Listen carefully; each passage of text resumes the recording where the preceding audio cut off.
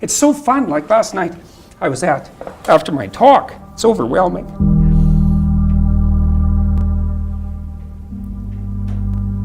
I don't usually think about these things, but I was after my talk last night, and so all these people line up.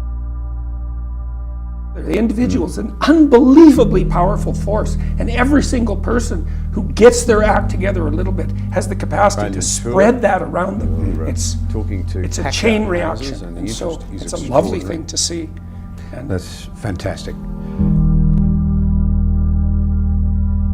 It's unbelievable. Not even third world country 30 years ago looked like California right now, like downtown.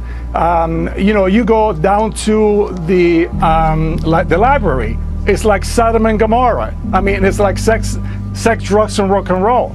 It's library? Unbelievable. It's in the library. I mean, you should do a total segment on the library, a public library downtown Los Angeles, and I'm telling you, it's unbelievable. It's like Sodom and Gomorrah. In Sweden, the government is forcing preschools to be gender neutral. Yes, it's just as crazy as it sounds. A school ignoring basic biology. Children in Sweden can go to preschool as young as 1 year old. In these government-mandated gender-neutral classrooms for tots, teachers hold training events to indoctrinate toddlers in radical, progressive, anti-science gender theory. Training events. Can you say communist social engineering? Can you say creepy? When you look at who is the power base behind gender ideology, these groups are the ones with the power. They are the ones with the money, whether it comes from the government or whether it comes from George Soros, who has spent hundreds of millions of dollars to promote this ideology is to destroy man and woman marriage, destroy the family, and once you destroy gender, you have no basis for man-woman family. So this is a definite political attempt to completely eradicate the basis for man-woman marriage and gender, because once that's destroyed, you have no foundation. It's social engineering, but it's worse. The students aren't allowed to say boys and girls. They're only allowed to say friends. Does that ring a familiar bell, comrade?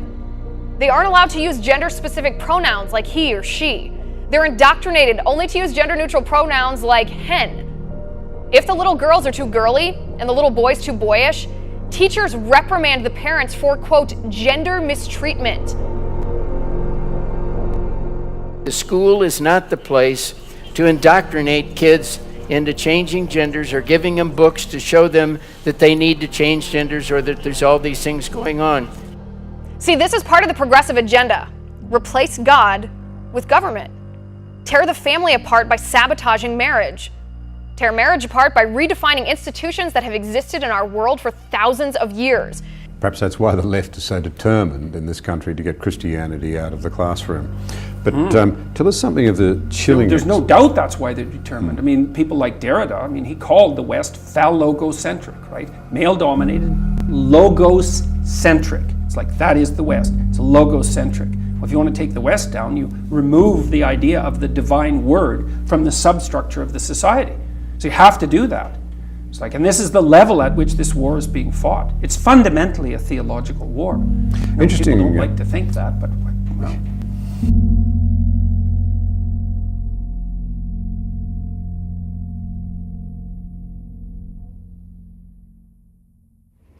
The freedom of speech. You say, well, speech is the right to freedom of speech is central because it's the right by which you defend all the other rights. Well, that's why the idea of logos in the West is the most sacred concept, right? So Christ, if you think about this psychologically, Christ is the ideal of perfection. Now, this is independent of any religious discussion or any historical accuracy. It doesn't matter. What Christ represents is the perfect individual, whatever that is. Now, you discuss endlessly what that is. But one of the things the West has settled on is the idea, well, that the perfect individual utters the truthful speech that makes potential into habitable order. Does that through truth. And that's embedded in the first few sentences in Genesis, for example, when God brings the world into being. So, and the idea that truthful speech that brings the world into being from formless potential also characterizes each person. That's our our fabrication in the image of God. That's the idea of the West. It's an unbelievably remarkable idea that perfection, individual perfection, is to be found in a relationship with spoken truth. God, that's the great idea. Well, it's out of that arises the observation that there's nothing more central to the hierarchy of rights and obligations as well, let's say, than freedom of speech. Yes, it's absolutely central. That's why Christ is the Word made flesh. The idea is that the perfect individual is the person who speaks truth, but also acts out the truth of those words. It's a proposition whose merit is virtually self-evident when you understand it in that manner. So yeah, to see assaults on freedom of speech, especially compelled speech, well, that's where I drew the line. And what I realize now in looking back, because now I have 73 years of history of real life experience of dealing with transgender issues on some level, whether it's the experience of being a child who felt like he should have been a different gender, or going through the teen years and adult years and eventually undergoing surgery. What I realize is that the worst thing that happened to me was being affirmed by my grandmother, in that the idea was that there was something wrong with being a boy. And so when you begin to affirm someone in the opposite gender, it's a bigger picture than that, because what you're really saying is there's something wrong with who you are. So how do you fix that? And once that seed was planted in me, I call today the seed of gender dysphoria, as it grew, it began to take over my thinking, and it began to play in my head every moment of the day. It was like having a radio on that would never stop playing, that just continued to tell me that I was born in the wrong body, or that there was something wrong with me as a boy. Wouldn't it have been wonderful if Grandma would have just sat me down and said, "Walt, you're a very handsome young man. You don't need to change genders. Let me affirm you as a young boy. Let me help you realize who you are." But that did not happen. And it's not happening today. And I read his book, The Gulag Archipelago. Here is this man who describes the horrors of being a political prisoner because he disagrees. He converted. He was originally a supporter of communism. He came to see how evil it was and how oppressive it was. He was imprisoned for having a different view to the state-ordained insistence that everything was terrific. And he writes unbelievably that lying on his prison bunk one day, listening to the guards beat up a fellow prisoner, the screams and the yells, he found freedom when he realised the dividing line between good and evil, in fact, didn't lie between captor and captive. In fact, the jailers were captive too, to a system, to a blind ideology, to an inability to think freely. Most of them were trustees, so they were perpetrating the very system that imprisoned them. Not between Catholic and Baptist, he wrote, not between woman and man, not between black and white, but the dividing line between evil actually lies somewhere across every human heart. Plainly, you believe it's incredibly important that we understand that. It comes back to what you said. I think when it's framed, we understand it.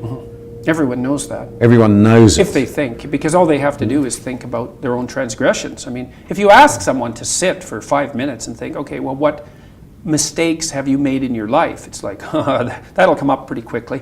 And you can even ask people, well, what terrible, unforgivable mistakes have you made in your life? It's like, yeah, well, we know about those too. It's like, it's no one's so naive, unless they've really wrestled intensely against themselves. There's virtually no one so naive to not be able to answer those questions. Are we doing our children a massive disservice by trying to imply that there's nothing wrong with them, no need for guilt, no need for shame, no need to come to grips with evil? This is so... Because the problem's the environment? Well, one of the things that's so funny about what's happened... The problem is that we've just got to fix society, fix the institutions, well, and then all this will disappear? Psychologists have been... Not all psychologists, obviously, but the psychological profession is neck deep in this pathology, has been beating the self-esteem drum for 50 years. Oh no, you're okay. You should feel good about yourself. Like, you're fine the way you are. It's like you think, well, that's a calming message for people. It's like, no, it's not. It's not at all. And I watch my audiences. It's like, it's full of people in the audience who think, I'm suffering a lot more than I think is tenable. A whole bunch of it's my fault. My life is not in the order it should be. I know I'm doing 50 things wrong. It's like, what the hell's wrong with me? What's wrong with the people around me? This is really serious. And some, well-meaning person comes up and says, you're okay just the way you are. It's like, no one wants that message. It's like, no, I'm not okay the way I am. If you're a mess, you know it. Obviously, you're suffering away like so much you can barely tolerate it. It's like, that's okay. You could do something about it. So And that's the thing that turns the lights on. It's like, you could do something about it. It's like, oh. So they're something in a about it. freezing prison cell in the most appalling circumstances, half-starved to death. He finds freedom in himself. He finds something positive and something to live for by first coming to grips with evil and understanding what it is. There's a conundrum in there. And he said too, and he underwent the Christian process of metanoia, which is to go over it's confession essentially and repentance. I reverted back after 8 years of realizing that it's totally foolish, that it's categorically impossible to change your biological gender sex. You can make yourself look different. You can fool people into thinking you look different, but you're not. And so today, as I've been studying and writing, I've written 5 books, and I do a lot of research work. And when I began to go back and see what was been going on with this, and I first looked early on at the 3 people who kind of started it in the U.S., Kinsey, Benjamin, and Dr. Money. And guess what? All 3 of them were pedophile activists. This is the kind of people that were leading the charge in the U.S. on advocating for cutting body parts off and filling people with hormones. How barbaric. It's like Frankenstein when you think about how gross it is to cut people up like they're a piece of meat at the supermarket and then try to identify them in a different gender. It's total insanity. But we sort of walk around and go, well, we don't want to offend anybody. People say that I'm too harsh. Well, how harsh is it for them to cut body parts off that didn't need to be cut off? How harsh was it for them to tell me that you could change genders when it's a total lie? It is famous Waterloo lectures, the inaugural Blaise Pascal lecture in 1978.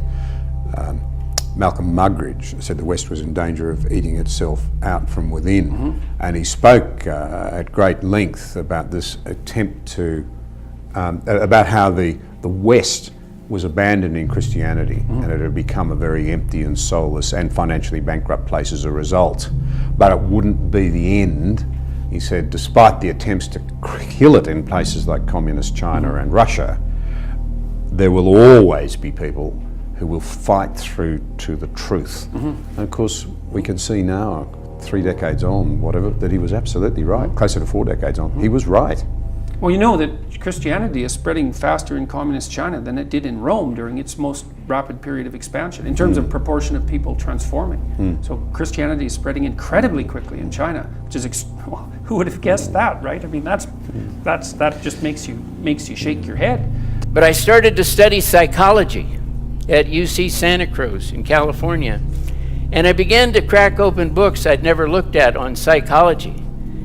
And it became clear to me, I wasn't a doctor, but it became clear to me that this is a psychological issue that's not going to be treated with medical therapies. While no one else could seem to figure that out, it seemed clear to me.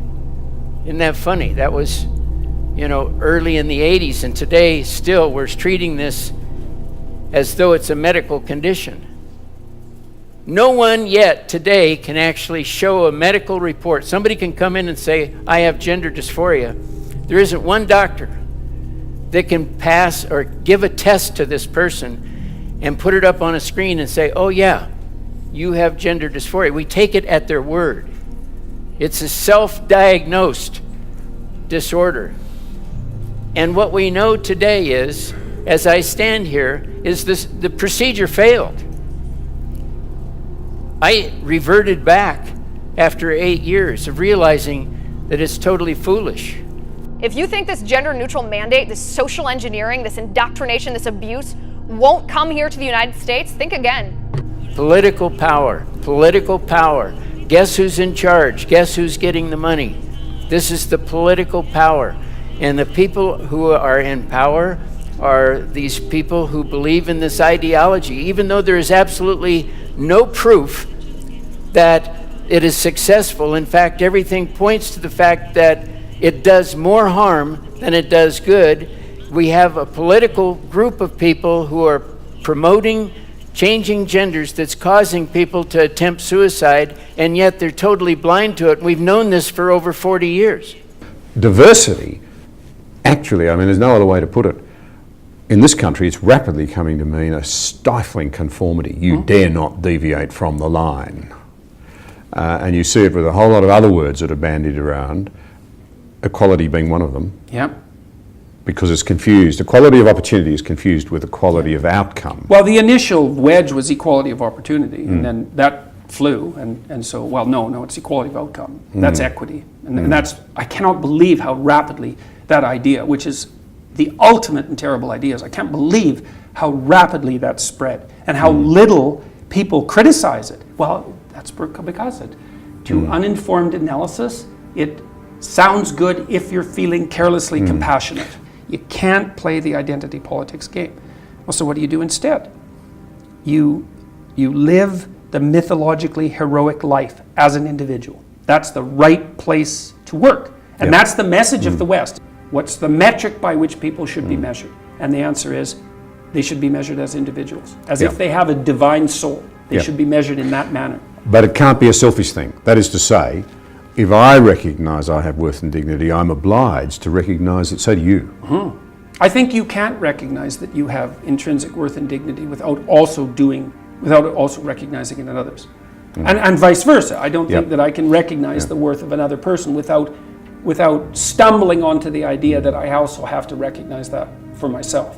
When did you think, well, everyone would want that, but well, people don't, because you're also charged with the responsibility of your own care, as if you matter. Well, that's a big responsibility. It's a lot easier to assume that everything is pointless. I mean, that's painful and all of that, but well, you don't bear any responsibility then. And no one lives that way. No, well, not for long. Not for long. Well, not for long, exactly. From 1979, when Ihlenfeld talked about too much unhappiness and too many suicides, the one key thing in 2018 is, today, there's still too much unhappiness and too many suicides because it's not working. But then you can look at 2004. The UK Guardian published a report that was done for the University of Birmingham. The University of Birmingham looked at 100 studies on the consequences or results or effects of doing gender reassignment surgery and hormone therapy. You know what the headline was after they had reviewed these? They said gender reassignment surgery is not effective.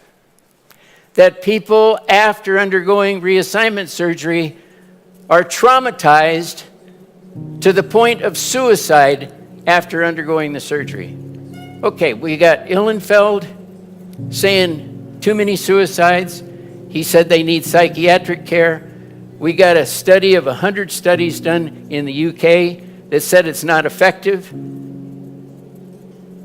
And we're still doing it today. Of the miracle of Western freedom. The idea that every individual has worth and dignity and standing. It's the idea that killed slavery. It changed the way the world thought, even though there are evil people who still keep slaves. And here's a rub. It was plainly led by people of profound Christian faith. There's no other way of putting it. No, that's Anyone who absolutely honestly, and that's truthfully looks at the history of that period can't get away from it. Yeah. But because it doesn't suit the modern left's narrative, it's airbrushed out. Doesn't that in itself say something profound about our willingness to try and distort truth It's to suit our It's hard to objectives? say what it speaks of. You know, it's hard. It's like the whitewashing of what happened in the Soviet states, you know, in the communist states in the 20th century. I mean, anybody who goes through that literature with any degree of care comes away traumatized, right? Shell-shocked. It's just it's everything the Nazis did on a larger scale. Politicians in California already want to throw nurses in jail who accidentally misgender their patients. In the UK, a teacher was fired for referring to his class in an all-girls school as, "Okay, girls, let's get started." There was a student who identified as transgender in his class. The teacher didn't even know it. He was fired anyway. If we are not brave enough to speak up and say, biology is biology, it's not bigotry, girls are girls and boys are boys, and they are equal, but they are scientifically different, then this is going to happen here in America next. You're doing a great job of Thank you. modelling courage in the face of fire. Well, there's something I'd like to say, maybe in closing, about courage. People say that to me, and you know, I don't think it's exactly right. There's a line in the Old Testament: "The fear of God is the beginning of wisdom," and I think it's more like that. It's not that I'm courageous; it's that I'm afraid of the right things. So when I made my videos, it wasn't like that didn't make me nervous, but I was less nervous about going back to bed and not saying what I had to say than I was about making the videos, because I know where this is going. I don't want to go there. That's something beautiful that your wife said to you. In reality, we are all broken somehow, right? You said we're all broken, and we all need the redemption of Christ, and we've grown together in our faith, and we've been married now for 20 years. Thank you. So we don't want to, you know, it's Pascal talked of the glory and the scum. To reach our full humanity, it seems to me we need to understand both in tension. Now, Carl Jung The said unbelievable scum that lies in terms of our potential at the bottom of every heart. The extraordinary nobility, you call it the spark of divinity, I would say made in the image of a mighty creator. You've got to hold those things in suspension if you to find your real humanity. And in fact, You the even way have to through to develop the good place is surely through the valley of darkness in the first place. Well, then you know that's you think, well, if it's possible to be enlightened, why isn't everyone enlightened? It's like, well, you don't get to paradise, you don't get to heaven without harrowing hell first, right? And who's going to do that? Like, that's a terrible thing to do. It isn't even clear that you can survive it. No, I mean, it's brutally damaging to come to terms with your own proclivity for malevolence, and so people don't do it, and it's no wonder. But the funny thing is, and this is also something that I think that people who've been watching my lectures have been attracted by, especially the young men. It's like, until you understand that you're a monster, until perhaps you even develop that as a capacity, you don't have the moral force to do good. And so not only is that descent to begin with necessary to scare you straight, right, to make you understand what exactly it is that you're dealing with, but you don't even have the strength of character to be good until you understand just exactly what sort of monster you can be. Like, that doesn't work. And so you watch the people around you who thrive, regardless of what they say, they act out the proposition that everyone matters. And then you have a functional society. And I think, okay, well, if when you act out the proposition that everyone matters, you have a functional society, maybe that's evidence that that proposition is true. It's like, I think it's true. I think the idea that the individual has a spark of divinity within him or her, I think there isn't a more true way of saying that. And if you act that out, well, goes back to the idea that you brought up about potential, which is also something I've discussed with my audiences a lot. It's like, we don't act like we live in a material reality. We act like we face a landscape of potential, an external landscape of potential, with an internal reservoir of potential. That's how we act. And then we call each other out on it. We say things like, well, you're not living up to your potential. And the person goes, so yeah, well, I know. It's like, well, what do you mean by that? What do you mean by that? Well, you mean there's more to you than meets the eye. Even though it's not measurable, right? It's not tangible. It's just possibility. But everyone acts as though that's a reality. And we all act as if we make choices about what reality to bring into being.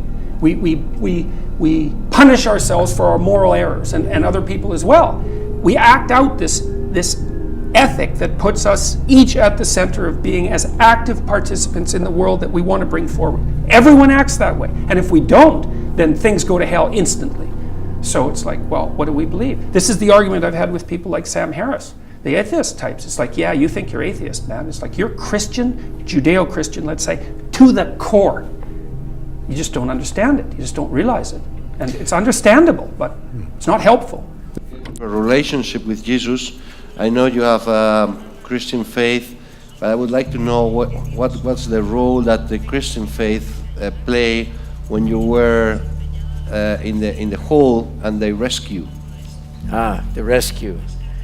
Well, I think, the Lord never left me, I left the Lord. And so when I began to start working my way back to dealing with these issues, I sat down with, and this is the last question, right? I sat down with a Christian therapist, and we began to talk about my life just as we are today and all the painful things that had happened. And so as we went through these things, I had written them down on a yellow lined piece of paper, and we went outside his office and put a match to them and torched them and let them go away in the air. And he said, let's go back in and pray. And so we went back into his office, and he was one of these people who would pray for hours at a time. I was a person who would pray for a minute at a time and be done with it. But he wanted to pray. And so I went back and began to pray with him. And during that time of prayer, which I had already confessed to the Lord that I had lived my life wrong and I wanted to be redeemed and restored, and I had been working toward that end. During that prayer, with my eyes closed, the Lord came to me in white. He was reaching out to me, and I looked during this prayer, and I could see myself as a little baby wrapped in cloth, and the Lord picked me up. I could see that it was me, and he held me in his arms, and the Lord spoke to me and said, you are now safe with me forever. And at that point, I was redeemed and restored and have been ever since. Thank you. If I lay out the rationale for the Christian ethic, which is something like pick up your damn cross and struggle uphill, which is a really good message, they think, oh yeah, well that makes a lot of sense. It's like, well, I don't need the metaphysical baggage. It's like, well, maybe you do and maybe you don't, but even to pick up the practical utility of that idea, which is overwhelming, that's an excellent start. I was thinking the other day, a journalist asked me why people are responding so positively to what I'm saying, the young men, for example, and I thought, why? Yeah, that's a good question. He says, well, I'm actually on their side. I'm really happy that they're not wasting their lives. I'm really sad to see that people are disenchanted and nihilistic and depressed and anxious and aimless and perverse and vengeful and all of those things. It's terrible. And then to see people question whether that's necessary and then to start to rise out of it. It's like, it's so fun. Like last night I was after my talk, it's overwhelming.